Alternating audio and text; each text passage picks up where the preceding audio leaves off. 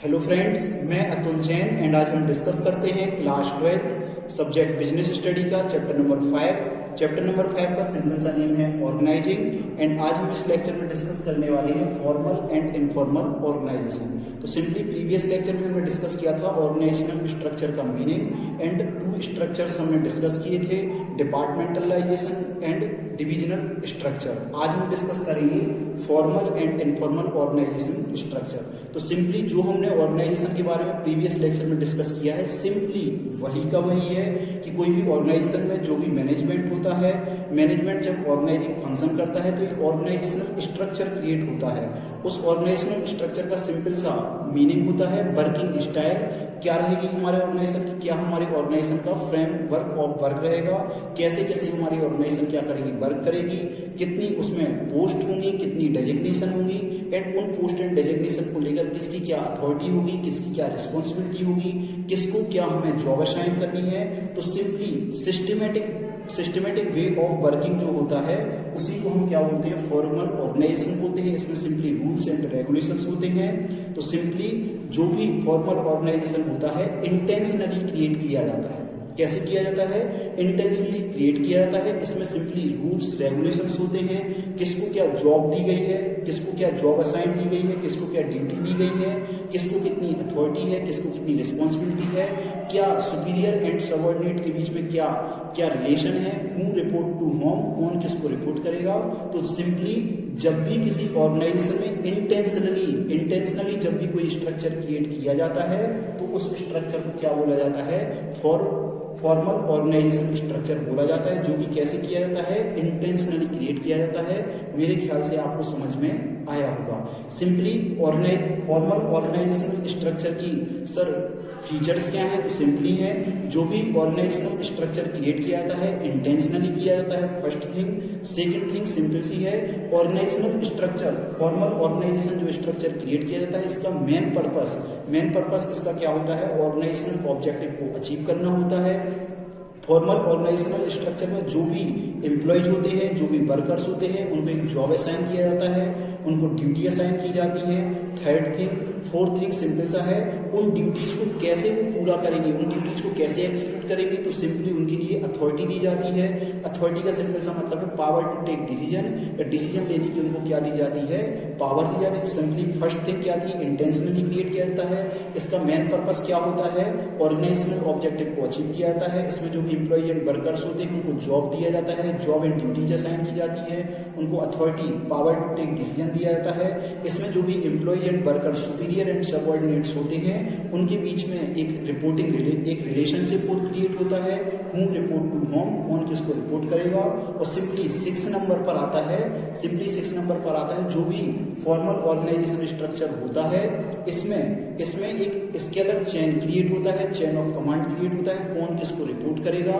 Communication जो होगा, reporting framework जो होगा, कौन किसे रिपोर्ट करेगा, कौन किसका सुपीरियर होगा, तो वो एक चेन ऑफ कमांड होती है। कम्युनिकेशन कैसे किया जाएगा उसके लिए स्केलर चेन को फॉलो किया जाता है। तो मेरे ख्याल से आपको समझ में आया होगा, फॉर्मल ऑर्गेनाइजेशन एक स्ट्रिक्टली क्रिएट किया जाता है, इंटेंशनली क्या किया जाता है, क्रिएट किया जाता है, जिससे किसी भी ऑर्गेनाइजेशन में सिस्टमेटिक वे ऑफ वर्किंग को सिस्टमेटिकली हम अपने ऑर्गेनाइजेशन को क्या कर पाए, अचीव कर पाए।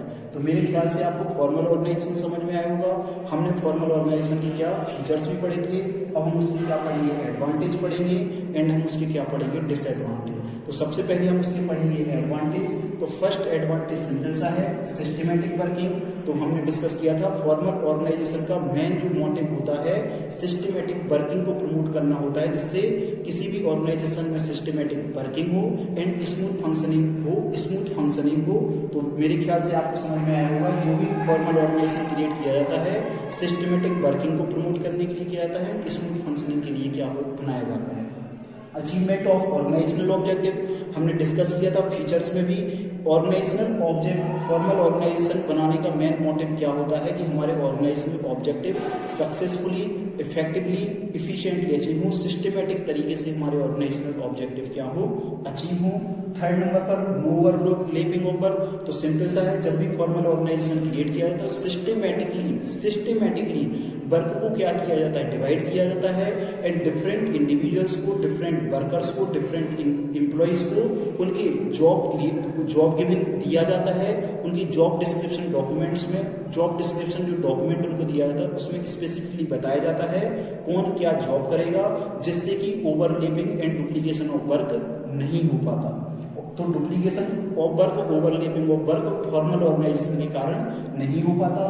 कोऑर्डिनेशन फॉर्मल ऑर्गेनाइजेशन में सिस्टमेटिकली वर्क को अलॉट किया जाता है, सुपीरियर सबऑर्डिनेट रिलेशनशिप होता है एंड डिफरेंट डिपार्टमेंट के बीच में क्या होता है, कोऑर्डिनेशन भी क्या होता है, मजबूत होता है। Creation of chain of command, तो मैंने सिंपली आपको बताया हूँ रिपोर्ट टू होम, कौन किसे रिपोर्ट करेगा, सुपीरियर सबऑर्डिनेट रिलेशनशिप, कौन सुपीरियर रहेगा, कौन सबऑर्डिनेट रहेगा, कौन किसको क्या करेगा, रिपोर्ट करेगा। तो स्केलर चेन उसमें क्या होती है, chain of command. Scalar chain को फॉर्मल ऑर्गेनाइजेशन में क्या किया जाता है, फॉलो किया जाता है।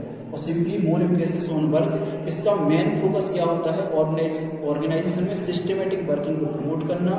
तो मेरे ख्याल से आपको समझ में आया होगा, इसमें ह्यूमन जो रिलेशंस होते हैं, गॉसिप्स वगैरह होती है, इसमें कुछ भी इन पर फोकस नहीं किया जाता है। इसमें मेन फोकस किस पर किया जाता है, सिस्टमेटिकली रूल्स एंड रेगुलेशन के द्वारा, कोड ऑफ कंडक्ट को फॉलो करते हुए, डिसिप्लिन के द्वारा हमें क्या करना है, ऑर्गेनाइजेशनल ऑब्जेक्टिव क्या करना है, अचीव करना है।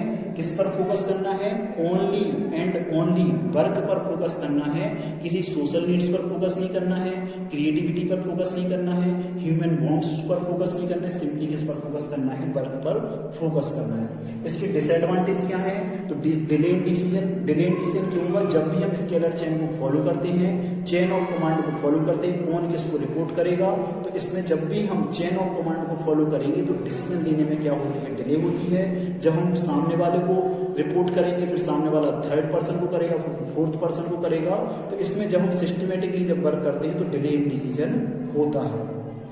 Ignore social needs of employee की सोशल नीड्स के बारे में कोई फोकस नहीं किया जाता है, only main emphasis on work पर क्या किया जाता है, फोकस किया जाता है। उनकी क्या सोशल नीड्स हैं, गॉसिप्स, चैटिंग वगैरह, फेसबुक, ये सब इनके में नहीं चलता है। ओनली डिसिप्लिन के साथ इसमें क्या करना पड़ता है, वर्क पर फोकस करना पड़ता है। और emphasis on work only, similar ए है, इसमें केवल किस पर फोकस किया जाता है, वर्क पर फोकस किया जाता है। तो जो दोनों पॉइंट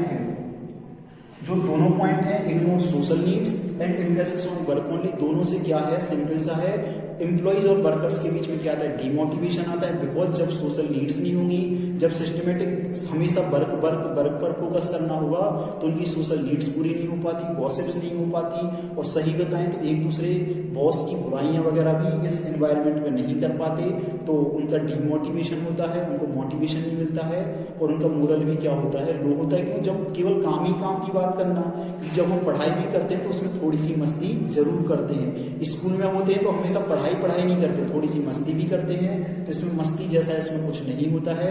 ओनली किस पर फोकस किया जाता है, वर्क पर, और जब भी वर्क पर फोकस किया जाता है तो उनका मोरल भी क्या होता है, डाउन होता है। आगे आप मेरे ख्याल से आपको समझ में आया होगा, creativity, social needs, gossip, Facebook, WhatsApp, Gmail, Yahoo, इन सब पर कोई भी फोकस नहीं किया जाता है। तो फॉर्मल ऑर्गेनाइजेशन सिंपली किसी भी ऑर्गेनाइजेशन स्ट्रक्चर, ऐसा स्ट्रक्चर जो इंटेंशनली क्रिएट किया जाता है, एंड जिसका मेन फोकस क्या होता है, ऑर्गेनाइजेशनल ऑब्जेक्टिव को सिस्टमेटिकली डिसिप्लिन के साथ, रूल्स एंड रेगुलेशंस के साथ हमें क्या करना है, अचीव करना है, जिसमें स्केलर चेन को फॉलो किया जाता है, चेन ऑफ कमांड को फॉलो किया जाता है, सुपीरियर सबऑर्डिनेट रिलेशनशिप होता है, कौन किसको रिपोर्ट करेगा। तो स्पेसिफिकली और सिस्टमेटिकली जब हमारा कोई स्ट्रक्चर बनाया जाता है तो उसको हम कौन सा स्ट्रक्चर बोलते हैं, फॉर्मल। अब हम डिस्कस करेंगे इनफॉर्मल ऑर्गेनाइजेशन स्ट्रक्चर। किसी भी ऑर्गेनाइजेशन में सिस्टमेटिक वर्किंग को प्रमोट करने के लिए management formal organisation structure create करता है। फॉर्मल ऑर्गेनाइजेशन स्ट्रक्चर में डिफरेंट इंडिविजुअल्स को डिफरेंट जॉब पोजीशन असाइन की जाती है, ड्यूटीज अलॉट की जाती है। जब भी वह इंडिविजुअल्स एंड वर्कर्स उन ड्यूटीज को, उन जॉब पोजीशन पर वर्क करते हैं, तो डिफरेंट इंडिविजुअल्स एंड वर्कर्स के बीच में इंटरेक्शन होता है। उस इंटरेक्शन में psychological needs and social needs को पूरा करने के लिए उन एम्प्लॉइज एंड वर्कर्स के बीच में फ्रेंडली एंड सोशल ग्रुप्स बनते हैं। उन फ्रेंडली एंड सोशल ग्रुप्स को ही हम क्या बोलते हैं, इनफॉर्मल ऑर्गेनाइजेशन स्ट्रक्चर बोलते हैं। Informal organisation structure automatically create होते हैं, एंड इसमें किसी भी मैनेजमेंट को कोई भी स्पेशल एफर्ट्स करने की जरूरत नहीं होती है। एंड इनफॉर्मल ऑर्गेनाइजेशन स्ट्रक्चर का मेन मोटिव साइकोलॉजिकल नीड्स को पूरा करने का होता है। और जो भी इनफॉर्मल ऑर्गेनाइजेशन स्ट्रक्चर जो भी होते हैं वो है किस पर डिपेंड करते हैं? फॉर्मल ऑर्गेनाइजेशन पर डिपेंड करते हैं। तो सर फॉर्मल ऑर्गेनाइजेशन पे कैसे डिपेंड करते हैं? तो यदि किसी ऑर्गेनाइजेशन में कोई फॉर्मल ऑर्गेनाइजेशन नहीं होगा, फॉर्मल ऑर्गेनाइजेशन स्ट्रक्चर नहीं होने से कोई जॉब पोजीशन नहीं होगी, जॉब पोजीशन नहीं होने से किसी भी एम्प्लॉय एंड वर्कर्स के बीच में कोई इंटरेक्शन नहीं होगा। जब उनके बीच में कोई इंटरेक्शन नहीं होगा तो उनके बीच में कोई भी सोशल एंड फ्रेंडली ग्रुप नहीं होगा।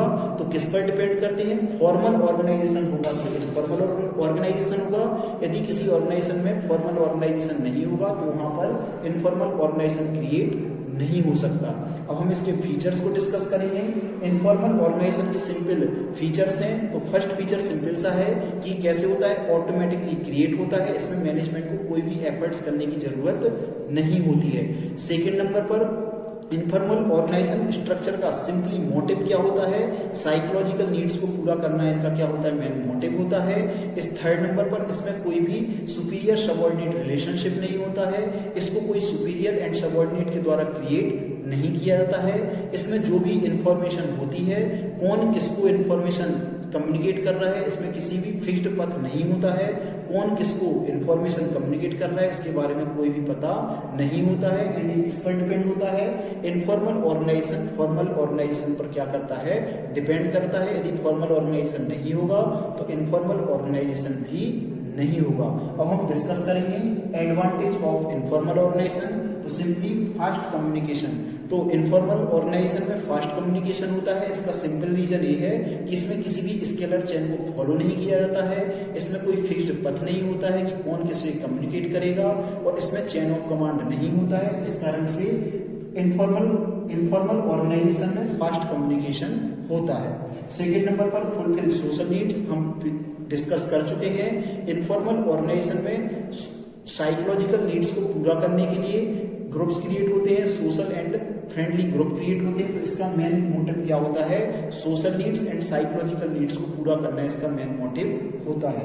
थर्ड नंबर पर करेक्ट फीडबैक। जब भी कोई मैनेजमेंट कोई भी न्यू पॉलिसीज एंड किसी प्लान को एग्जीक्यूट करता है तो इनफॉर्मल ऑर्गेनाइजेशन के द्वारा करेक्ट फीडबैक उनको मिल जाता है।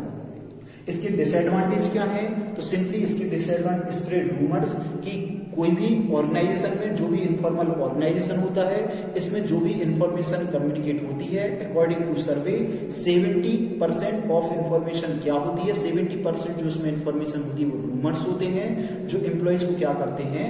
मिसलीड करते हैं। No systematic working. जो भी इनफॉर्मल ऑर्गेनाइजेशन होता है किसी भी सिस्टमेटिक वर्किंग को प्रमोट करने के लिए नहीं होता है। किस लिए होता है? साइकोलॉजिकल नीड्स को पाने के लिए ही ये इनफॉर्मल ऑर्गेनाइजेशनल स्ट्रक्चर बनाए जाते हैं। मे ब्रिंग नेगेटिव रिजल्ट्स। जनरली जब भी इसमें कोई भी इंफॉर्मेशन होती है मे ब्रिंग्स नेगेटिव रिजल्ट्स। कई बार जब मैनेजमेंट कोई पॉलिसीज एंड प्लान्स को एग्जीक्यूट करने के बारे में, किसी पॉलिसी को इंप्लीमेंट करना चाहते हैं, किसी प्लान को एग्जीक्यूट करना चाहते हैं, और एज्यूम करो कि इनफॉर्मल ऑर्गेनाइजेशन स्ट्रक्चर उस प्लान एंड पॉलिसीज के अगेंस्ट में होते हैं, तो उस प्लान एंड पॉलिसी को इंप्लीमेंट करना आसान नहीं होता है बिकॉज ऑफ इनफॉर्मल ऑर्गेनाइजेशन। जब वह इसके अगेंस्ट में होते हैं तो उसको इंप्लीमेंट कराना आसान नहीं होता है। उसके बाद मोर एम्फेसिस ऑन इंडिविजुअल इंटरेस्ट। तो सिंपली है जो भी इनफॉर्मल ऑर्गेनाइजेशन स्ट्रक्चर जो भी बनाए जाते हैं किस लिए बनाए जाते हैं? साइकोलॉजिकल नीड्स को पूरा करने के लिए बनाए जाते हैं। इसमें किस पर फोकस किया जाता है? इंडिविजुअल इंटरेस्ट पर फोकस किया जाता है। ऑर्गेनाइजेशनल ऑब्जेक्टिव्स को अचीव करने के बारे में ये नहीं सोचते हैं। किस पर फोकस करते हैं? इंडिविजुअल इंटरेस्ट को अचीव करना इनका मेन फोकस होता है। Individual interest, psychological needs, psychological satisfaction and social needs पूरा करना इनका मेन मोटिव होता है। तो मेरे ख्याल से आपको समझ में आया होगा। यदि आपको मेरा ये लेक्चर समझ में आया है तो जरूर लाइक करें, मेरे चैनल को जरूर सब्सक्राइब करें एंड ज्यादा से ज्यादा इस लेक्चर को शेयर करें जिससे